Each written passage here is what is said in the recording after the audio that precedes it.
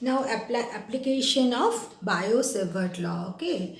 Now applying the Biot-Savart law, you can find out what is the magnetic field due to a straight current carrying conductor of finite size. Finite size means the length of the conductor is not infinity. You know what is the length of the conductor. Alright. Now suppose you want to find out what is the magnetic field at this point P. Alright. Then as I said, what you have to do, you have to assume, so let us consider it little bit down. Now let us consider one length element dl along the direction of the current, alright, and then if you join it with this one, so this is the direction of r, so let us consider this angle is theta.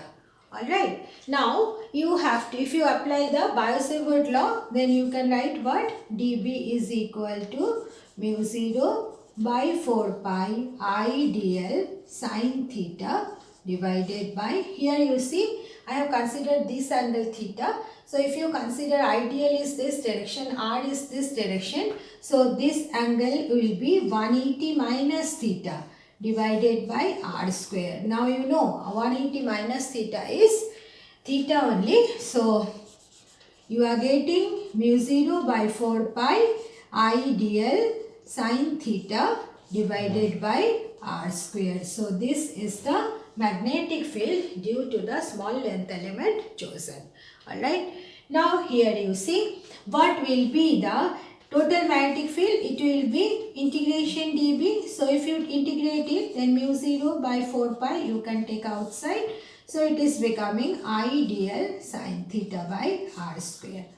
Now look at the integration. In the integration, there are three variables. Alright. Just look at it. dl, when you will choose, instead of choosing it here, when you will choose it here, then what will happen? Theta will change. Now when you are choosing it here, then also you see the magnitude of r also will change. So you see here in this integration, although it is integration dl, but sine theta and r square both depends on the position of dl chosen. Alright. So what we have to do, we have to apply some trick so that we can find out, we can convert this three variable into one variable. So you see what we have done. We have joined, I have named the length element chosen as m and n. Okay, now you join m and p also. So the angle NPM, let it be d phi. And if you consider the angle MP, okay, means and from the point P you drop a perpendicular on it and let us name it as K. Now the angle MPK is phi, and if you join the ends of the conductor through the point P by dotted line, then you see it is making with the reference line with the horizontal line PK the angle phi 2 and phi 1 as shown in the diagram. Alright. So again I am repeating what we have done. We have joined the two ends of the length element to the point P. We have joined the two ends of the conductor, okay, to the point P, and then we have named the angles, how we have, and from the point P, sorry I forgot this, from the point P a perpendicular is dropped on AC, let it be PK. Alright. Now why the perpendicular is dropped? Because you see, whatever be the position of the chosen element means dl, as I said, instead of taking it here, you can take it here, you can take it here. So when you are taking it here and here, then smaller will change. But look at the diagram, big R. The perpendicular distance of the point P from the state conductor, it is a constant quantity. R is a constant. Alright. Now, what we have done after that, from the point M, I have dropped a perpendicular on NP. From the point M, a perpendicular ME is drawn on PN. Is that clear? Now look at the diagram. Just I am drawing it separately so that you can understand it because it is very small here. So this is the diagram. Alright, this is 90 degree, this is M, this is E, this is N, this angle is theta, and this is DL. Alright, so you see, you can write what is ME. ME is dl sine theta. Yes or not? Just you see, this is perpendicular and this is hypotenuse. So perpendicular ME by hypotenuse DL is equal to sine theta. So what will be ME? ME is equal to DL sine theta. Is that clear? Now, again you consider this fact. You see here M and E, they are, ME is a perpendicular drawn. So if you just join it like this is P and this is M here. This angle is D phi, and what is this length? It is R. Okay. So you see, you may consider as if EM is an arc of a circle whose center is P and whose radius is R. And the angle subtended by the arc is D phi. Now you know S is equal to R theta. So according to that concept, you can write ME is equal to R D phi. Is that clear?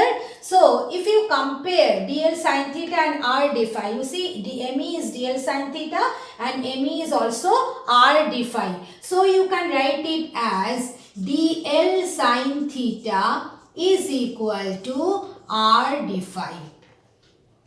Again I am repeating, consider the triangle MEN, this is perpendicular, alright. So and this angle theta, so ME perpendicular, MN hypotenuse, perpendicular and hypotenuse is sin theta. From that you are getting ME is DL sin theta. And here if I draw ME and the point P, this EP and MP they are equal. Why they are equal? Because I have drawn a perpendicular from the point M on PN. Is that clear?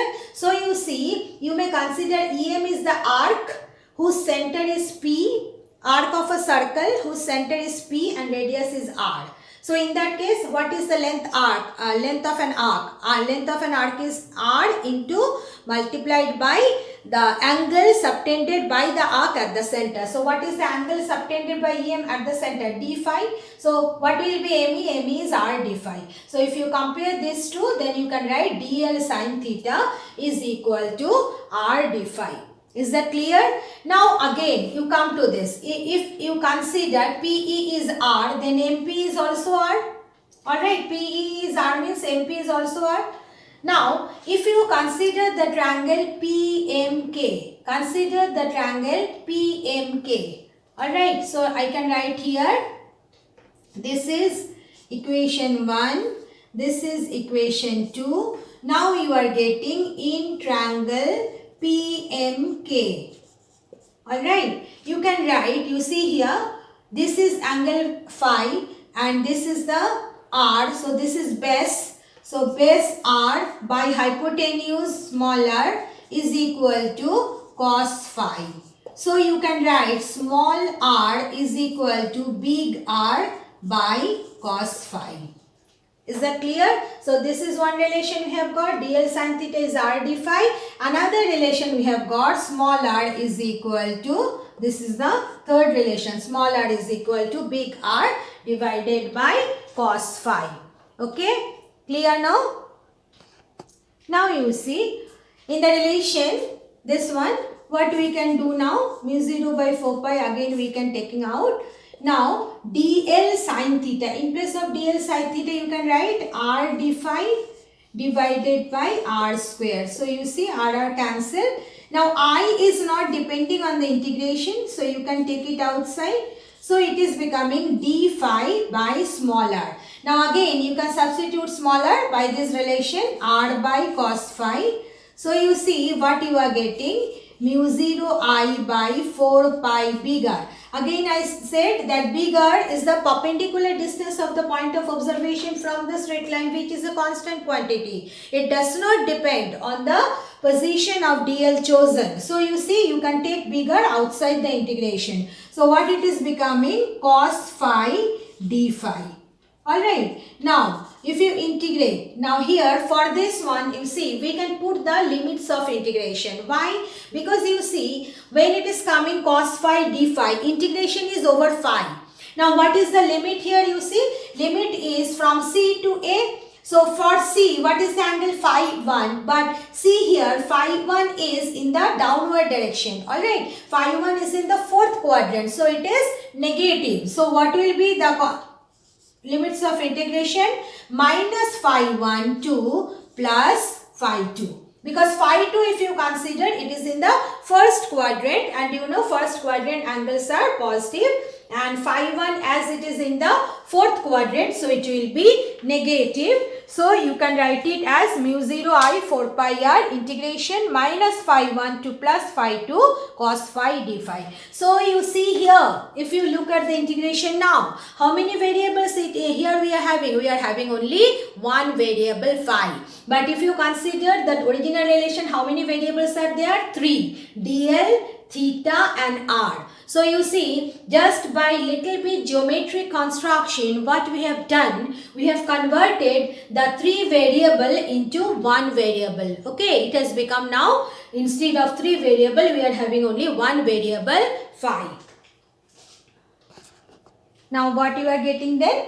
Mu 0 I 4 pi r, then integration cos phi is sin phi, and you have to put the limit phi 2 to phi 1. So if you put the limit, what are you getting? Mu 0 I by 4 pi r. Now if you put the first limit, it is coming sin phi 2, then minus, then it will become sin minus phi 1. And you know sin minus theta is minus sin theta. So you can write it as mu 0 I by 4 pi r. Then it will be sin phi 2, and sin minus phi 1 is what I said, minus sin phi 1. So there will be another minus, so it will become plus sin phi 1. Okay, so what is the magnetic field due to a finite size straight conductor? It is given by mu 0 I by 4 pi r sin phi 2 plus sin phi 1. Now if you consider that the conductor length is infinity, okay, it is of infinite size. Now you just look at this point. If it is of infinite size, what is happening? The point A is going to infinity. Now see here. When I have taken the point A here, this is the angle phi 2. When I have taken the point A here, then you see the angle will become like this, means phi 2 will increase. So this way, if you just take the point A to the infinity, then what will happen? This line will become, the line PA will become like this. Okay, so what you can say, for infinite size, phi 1 and phi 2 both becomes 90 degree. So you see, what will be the magnetic field for infinite size straight current carrying conductor? In place of phi 1 and phi 2, you have to write 90 degrees. So sin 90 plus sin 90 means it is 2. Sin 90 is 1. So 1 plus 1, 2. So you are getting mu 0 by 4 pi into 2I by r.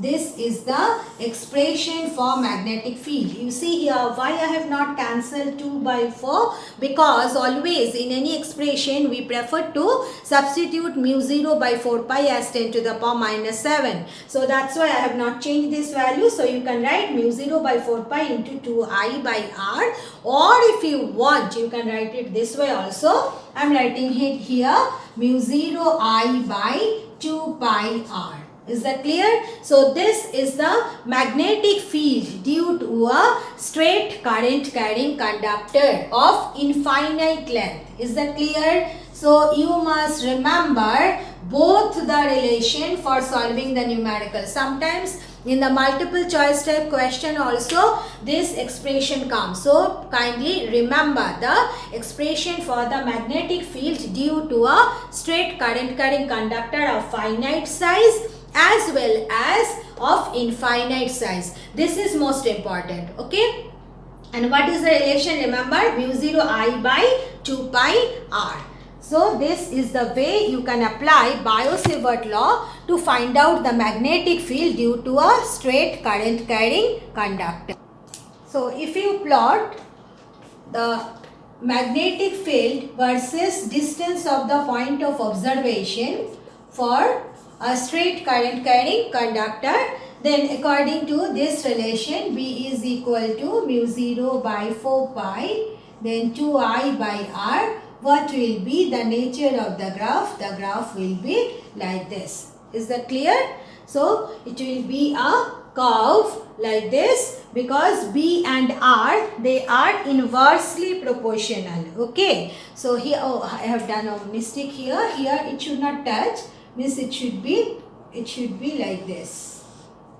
Okay, means it should be a rectangular hyperbola because B and R, they are inversely proportional to each other. Now this topic I forgot. Now next is magnetic field due to a current carrying circular loop. So suppose you have a current carrying circular loop is there and this is the axis. You have taken a point P on the axis and you have to find out what is the magnetic field at the point P due to this current carrying circular loop applying the Biot-Savart law. Okay. Now you know that if you want to apply the Biot-Savart law, then first thing you have to choose a small current element. Now here one thing please try to understand that if this is the loop, just consider my hand is the loop, my palm is the loop, then the axis is like this. Axis is perpendicular to the plane. That's why you see I have not drawn a perfect circle. I have drawn it means this way. Why? Because this axis, the axis I have drawn OP, it is actually perpendicular to the plane of the circular loop. That's why I have drawn the circle like this. Now here in this case, how we choose the small length element on the loop? We choose a small length element on the loop so that it is at one corner, so that we can choose another length element just diametrically opposite to the loop. So here you see the loop where I have chosen, this is the loop. This is the, sorry, not loop, the length element. Length element chosen is DL. So which one is R then? If you join the midpoint with it, then this is the R.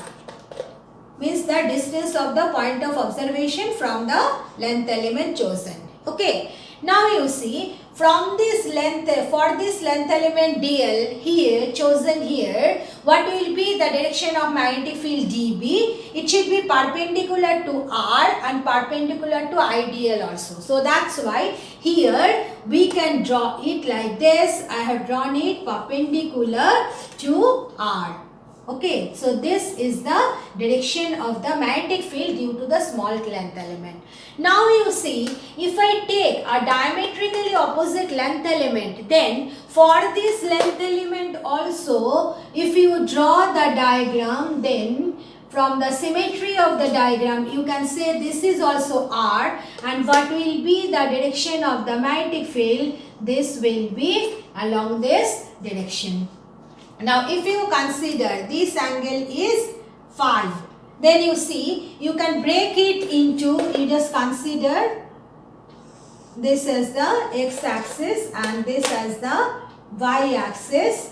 Now you see here what we are doing, that if you consider this as the x-axis and this as the y-axis, if this is phi, then this angle is 90 minus phi. Okay, and this angle will be 90 minus phi, means this angle will be phi. So you see, you can break dB into two components. It will be dB cos phi and this will be dB sin phi.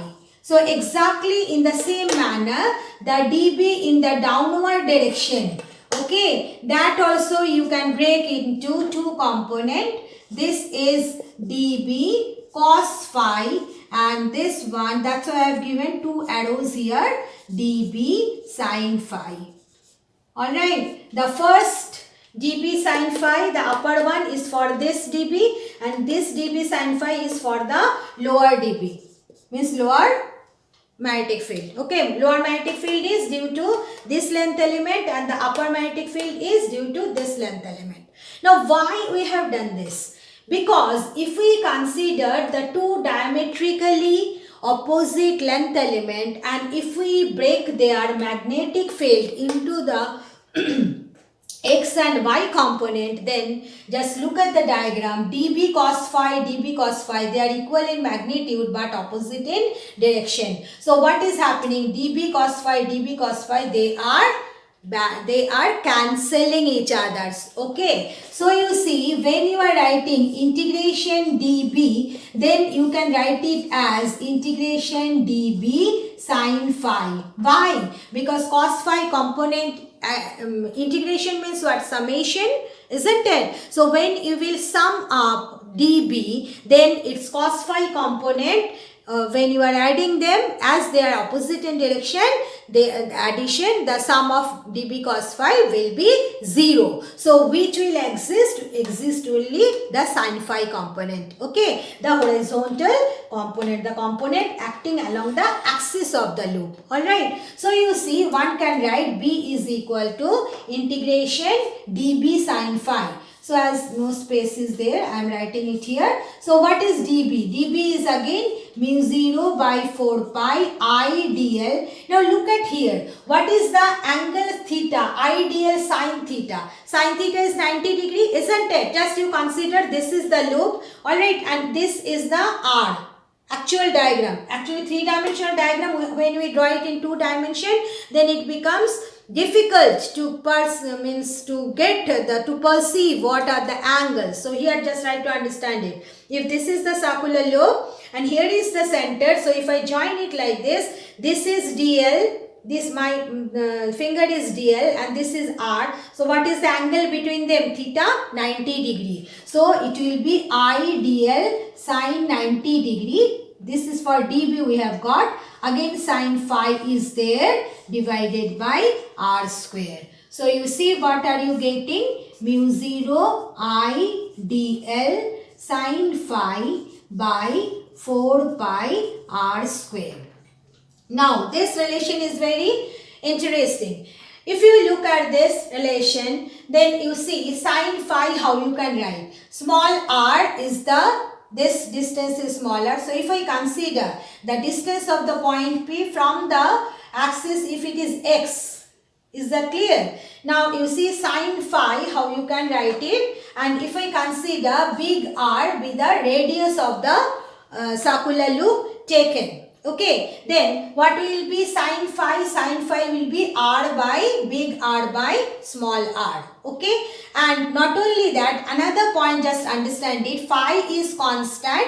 It is not depending on the position of DL chosen. R is also constant. It is not depending on the position of this one DL chosen. So one can do this. You can take mu 0 I sin phi by R square outside the integration. So it will be only integration DL. Okay. Now integration DL means what? Integration DL means the length of the entire loop. So if you consider big R be the radius of the loop, so integration DL will be how much? The circumference of the loop means 2 pi R. So you have got mu 0 I sin phi R square into 2 pi R. Now you see from the diagram, so as I said already, sin phi is equal to bigger by smaller. I have written. And now small r square is equal to big R square plus x square whole square. Isn't it? No, small r square is r square plus x square. Okay. So and into 2 pi r. So you see you can write it as mu 0 I then 2 pi r square divided by, sorry I forgot to write 4 pi.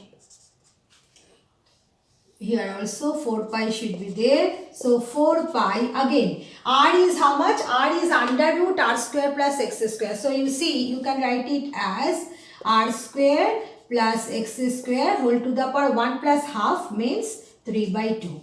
Is that clear? So this is the expression for the magnetic field due to a current carrying circular loop.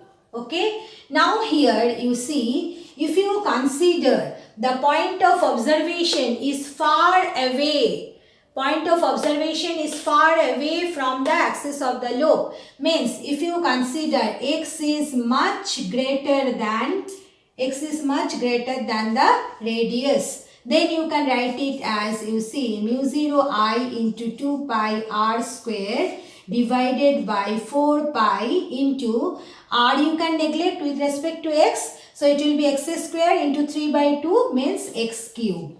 Is that clear? So you see you are getting mu 0 into this one 2 pi r square, and you can write it as I have forgotten to write mu 0 I then pi cancel divided by 4x cube and another 2 it will be there 2x square into pi r square.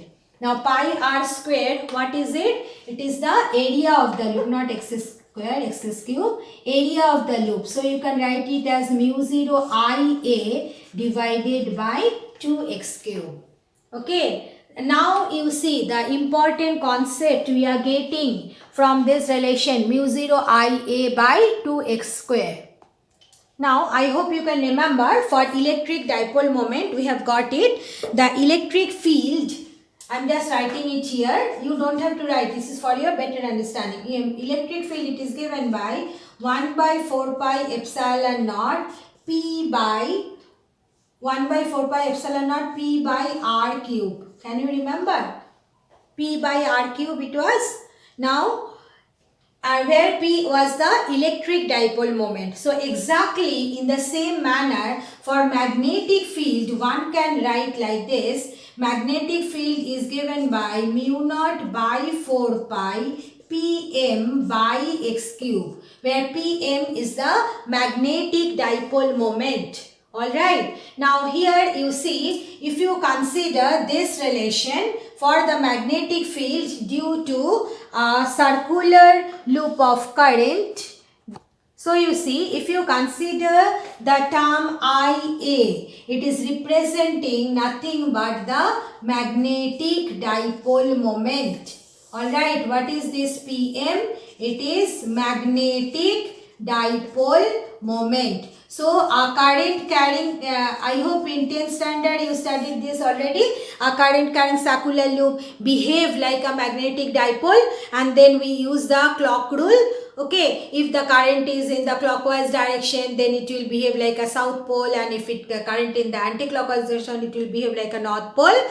So you see here, we have got the concept of magnetic dipole moment by comparing the relation, that magnetic dipole moment of current carrying circular loop given by this relation I into A. Okay, so this relation you must remember, although I will discuss the same topic once again, but here I will prefer to mention that this IA term, it represent what? It represent the magnetic dipole moment. That's why you see the unit of magnetic dipole moment is ampere meter square. Okay, Pm, P is the electric dipole moment. I have written M there subscript. It means the magnetic dipole moment. Magnetic dipole moment is given by I into A. And you have also got this concept, the current carrying circular loop behaves like a magnetic dipole. Now here you just see I have taken one turn of the circular loop. So if there are n number of turns, okay, then you see you can write down the magnetic field like this. It will be mu 0 by 4 pi I into n into 2 pi r square divided by r square plus x square whole to the power 3 by 2. Now you can cancel 2 pi and 4 pi, it will become 2. So you can write it as mu 0 in divided by 2 into r square is there, r square plus x square whole to the power 3 by 2. Is that clear? So this is one relation you must remember. Then next one is, as I said, if x much greater than r, then what is the magnetic field? It is mu 0 by 4 pi, then I into 2 pi r square divided by x cube. So you can cancel this. So you can write it as mu 0 I r square divided by 2x cube.